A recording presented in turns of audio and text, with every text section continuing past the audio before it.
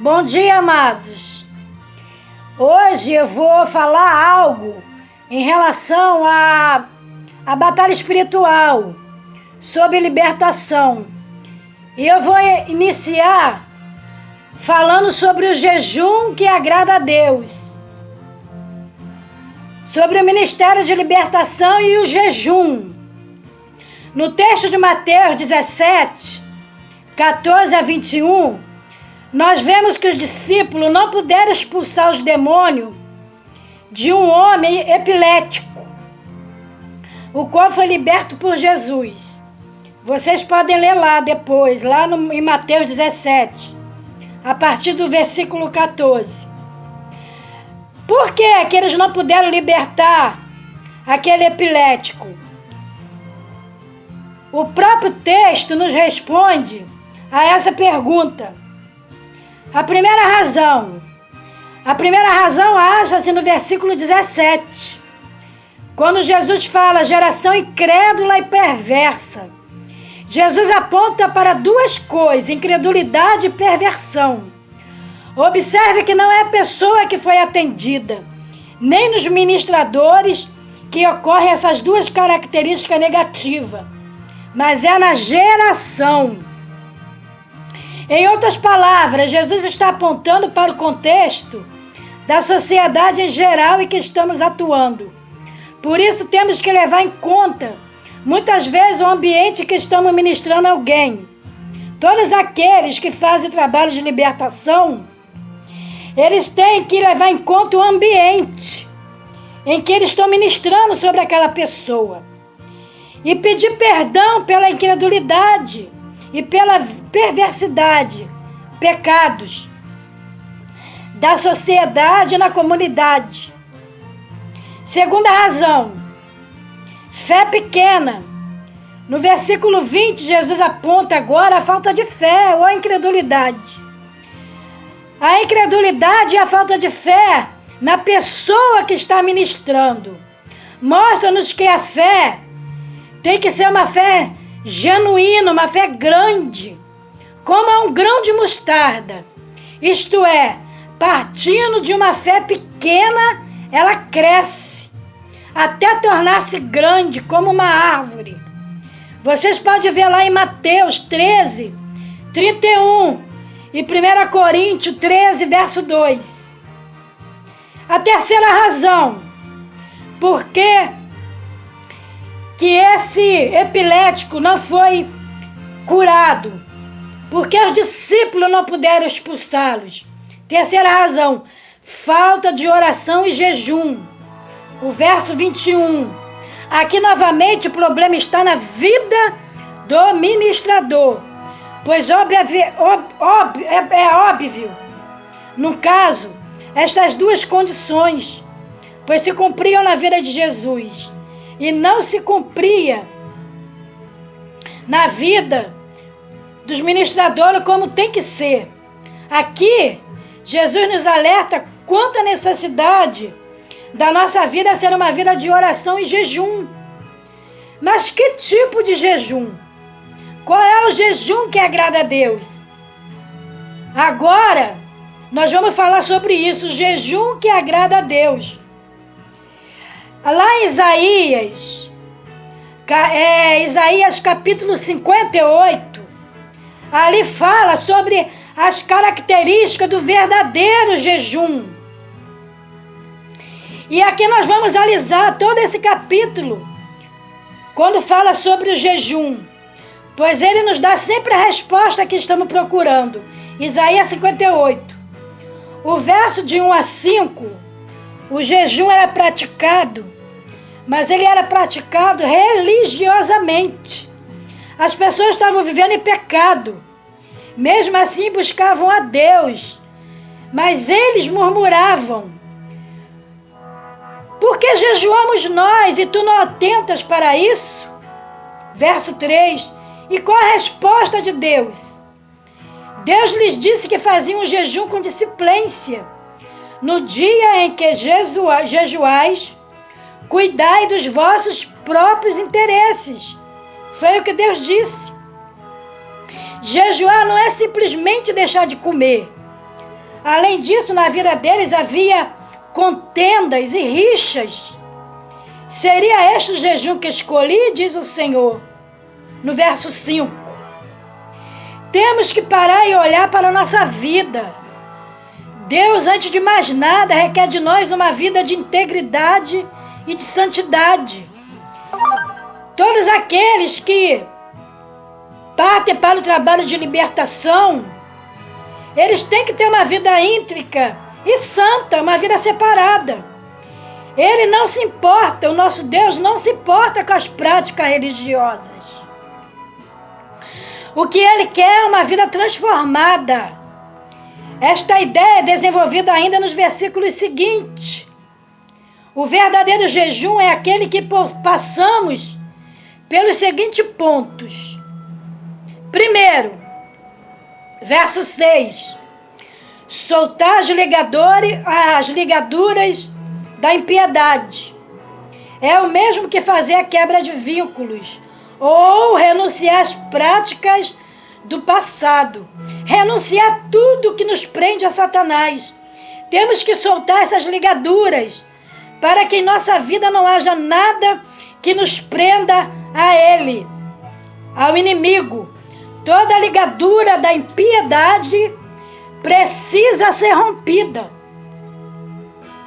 Segundo, desfazer as ataduras da servidão. Verso 6.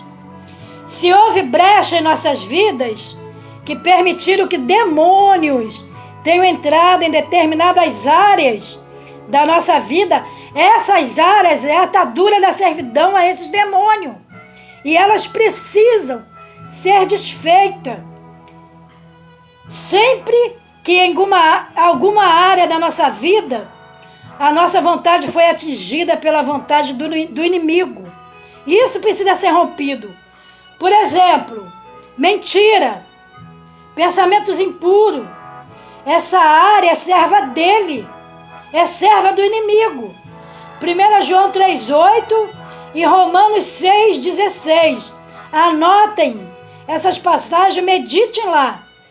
E precisa ser liberta com a expulsão dos demônios que estejam atuando. Precisamos romper toda a atadura da servidão, desatando a alma do espírito, para que o espírito maligno nenhum possa permanecer interferindo em nossa mente, limpando então os nossos pensamentos, e que eles nem estejam atuando em nossa vontade, para que eles não atuem mais nos propósitos do nosso coração, conforme vemos em Hebreus 4:12. Amados, eu estou passando esses versos, mas eu não estou acompanhando a leitura. Eu estou deixando só para vocês anotarem e meditarem. Ok? 3. Libertar-se da opressão. Libertar-se da opressão e receber a cura interior. A opressão satânica normalmente se caracteriza por sintomas na vida da pessoa. Os sintomas como amargura, medo, tristeza, ansiedade, preocupação, nervosismo, sentimento de culpa e agressividade. Esses sintomas precisam de cura interior para que haja libertação. É o terceiro ponto em que precisamos ser ministrados. Libertamo-nos de toda a opressão. 2. Despedaçar os julgos. Jesus disse: o meu jugo é suave e o meu fardo é leve. Mateus 11:30. Quantos de nós temos levado julgos que nos foram impostos pelo inimigo? Alguns até mesmo sob o pretexto de ser algo espiritual, tal como usos e costumes. Temos que entregar o controle da nossa vida ao Senhor. ao Senhor Jesus e somente ter sobre nós o jugo dele. E o jugo dele é suave. Temos apenas que levar o fardo dele, pois o fardo dele é leve.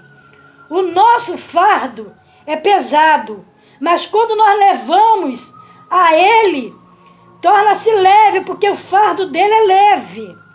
O Filho de Deus é guiado pelo Espírito de Deus. Então, eliminemos todo outro jugo da nossa vida. 5. Praticar o amor, verso 7. Faz parte do jejum que agrada a Deus a prática do amor. O texto cita alguns exemplos do que significa isso. Repartir o pão, dar abrigo, vestir quem está nu, deixar de atender ao necessitado. Lembremos-nos da parábola do bom samaritano, que está lá em Lucas 10, 25. 6. Não acusar, não injuriar. Verso 9. Se retirares o dedo que ameaça e o falar mentiroso, se nós retirarmos o dedo que ameaça e o falar mentiroso, quer dizer, falar mentira, se sentirmos que há algum problema na vida de alguém, em vez de acusarmos, devemos orar com essa pessoa e deixar que o Espírito Santo atue. O Espírito Santo, ele não acusa. O Espírito Santo jamais acusa, ele convence. Ele convence o pecador, como está lá em João 16, verso 8. É diferente. É muito diferente, amado. Quanto ao falar mentira, o jejum que agrada a Deus é aquele que não admite verdade alguma. Quer dizer, o jejum que agrada a Deus, nós devemos deixar toda mentira, todo embaraço, nem mesmo aquelas omissões que dão a entender uma coisa que não é verdade. Nós devemos também deixar de omitir certas coisas, porque dão a entender que não é verdade. Uma coisa que não é verdade. 7.7. Guardar o dia do Senhor, verso 13. Faz parte ainda do jejum que agrada a Deus. Não profanar o dia do Senhor. O que é profanar? É cuidar de nossos próprios interesses neste dia. Neste dia que tem de ser santificado ao Senhor. Agora, amado, vem as consequências do verdadeiro jejum na nossa vida. A melhor maneira para limparmos a nossa vida dessas falhas é nós mesmos sermos ministrados. Precisamos ser ministrados nós mesmos, quer dizer, sendo ministrados para ministrar a outros. Tiago nos exorta dizendo: confessai, pois, os vossos pecados uns aos outros e orai uns pelos outros. Para o quê? Para serdes curados. Tiago 5,16. O jejum que agrada a Deus é fazer com que nós nos enquadremos nas 7 condições acima. Então, amados, sendo assim, vejamos o que o Senhor nos promete. Glória a Deus. A luz irromperá como a alva. Versos 8 e 10. Será como meio-dia. Veja Provérbios 4:18. A sua cura brotará sem detença. Quer dizer, a cura não será detida. Em outras palavras, a vida que você ministrar será curada sem demora. Você recebe a cura e vai ministrar numa pessoa e ela vai ser curada sem demora. não haverá demônio que possa resistir. A sua justiça, a consequência do verdadeiro jejum na nossa vida. A sua justiça irá diante de você. Verso 8. Antes que você pense a respeito de alguma situação de injustiça na sua vida, o Senhor já vai providenciar a solução. Ele vai providenciar a solução antes mesmo que nós passemos numa situação de injustiça.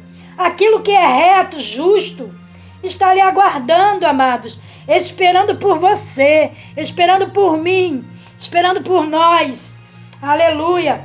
A glória do Senhor será a sua retaguarda. Verso 8. Como é bom e gratificante vermos pessoas que ministramos gloriando a Deus porque foram abençoados através do nosso ministério. Como é gostoso, amado, a gente saber que pessoas foram abençoadas pela nossa vida, através da nossa ministração. O Senhor responderá o seu clamor, verso 9. O Senhor dirá sempre que você o invocar: eis-me aqui, eis-me aqui. O Senhor guiará continuamente, verso 11. O Senhor fartará sua alma até em lugares áridos. Não importa o tempo de crise, a situação do país, não importa. Você não vai ser afetado. O Senhor fortificará os seus ossos. Olha a outra promessa. Saúde física. O Senhor vai fortalecer os seus ossos, significa saúde física. Você vai ser como jardim regado e como manancial, aleluia, cujas águas jamais faltam. Em outras palavras, você será cheio do Espírito Santo. Oh, aleluia! Ainda continua, amadas, a consequência do seu verdadeiro jejum na vida das pessoas que você ministrar. Você vê que aqui tudo é um preparo. Tudo é um preparo. Porque nós vamos lidar com vidas. Nós vamos lidar com almas. São pessoas que virão, pessoas problemáticas, pessoas doentes, pessoas que vão precisar ser ministradas. Eles edificarão as antigas ruínas, verso 12. Tudo que Satanás destruiu na vida deles vai ser o quê? Restaurado. Aleluia. Eles levantarão os fundamentos de muitas gerações. Verso 12.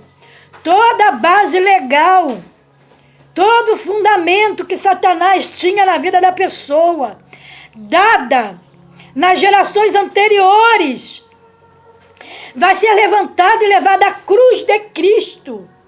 Em outras palavras, haverá quebra das maldições hereditárias na vida da pessoa.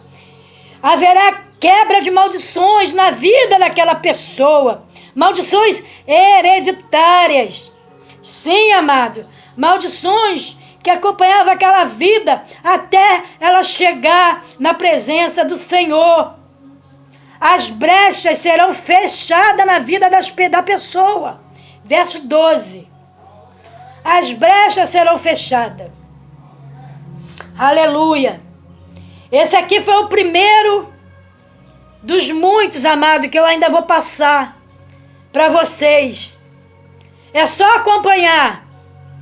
Porque eu creio que Deus está me preparando. Aleluia.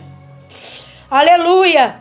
Para algo, amado, muito grande que eu nem mesma sei. Porque eu sempre me coloco diante do Senhor. Eis-me aqui.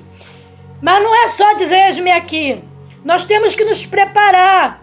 Nós temos que conhecer as áreas onde o inimigo está atuando na vida das pessoas. E daí nos encher do Espírito. Para que o Espírito Santo venha nos usar para que Ele venha nos mostrar o que vai no oculto, para que possamos tratar aquelas vidas que são tão preciosas para Deus. E para isso, amados, nós precisamos, no caso eu preciso ser tratada, eu preciso conhecer a verdade que liberta, eu preciso estar com as brechas todas fechadas, para que o inimigo não tenha brecha na minha vida. E aqui, amado, a conclusão final.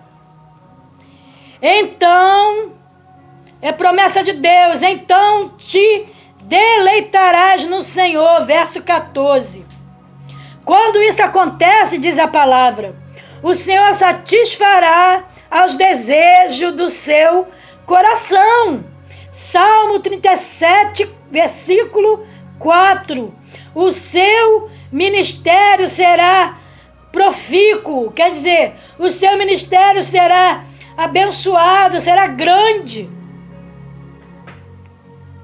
Esta casta, disse Jesus aos discípulos, quando os discípulos não puderam expulsar aqueles demônios que estavam causando epilepsia naquela pessoa, naquele homem, naquele jovem. Esta casta só sai com oração e jejum, com jejum e oração, disse Jesus. Só sai com um jejum que agrada a Deus. Não é qualquer um jejum. Tem que ser o jejum que nós aprendemos aqui em Isaías 58. Um jejum que agrada a Deus. Na sua vida, sendo ministrado, e na vida da pessoa que está sendo ministrada, deu para você ver que os pontos mencionados no jejum que agrada a Deus são os pontos que normalmente são feitos numa ministração de libertação e numa ministração de cura interior. Esses pontos que nós aprendemos aqui normalmente são feitos nessas ministrações de libertação e também de cura interior. Amém, amados? Então, hoje, por enquanto, é só.